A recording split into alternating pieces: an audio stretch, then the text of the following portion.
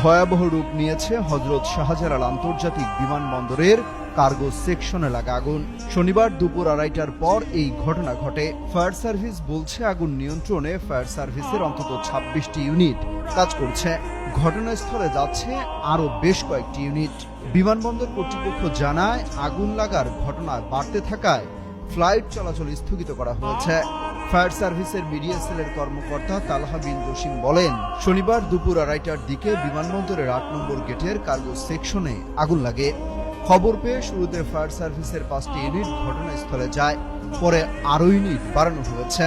শাহজালাল আন্তর্জাতিক বিমানবন্দর কর্তৃপক্ষ জানিয়েছে, আগুন লাগার পর বিমানবন্দর ফায়ার সেকশন, বাংলাদেশ বিমান বাহিনীর ফায়ার ইউনিট এবং অন্যান্য সংশ্লিষ্ট সংস্থা দ্রুত ঘটনাস্থলে পৌঁছে মিলিতভাবে আগুন নিয়ন্ত্রণে আনার কাজ শুরু করে।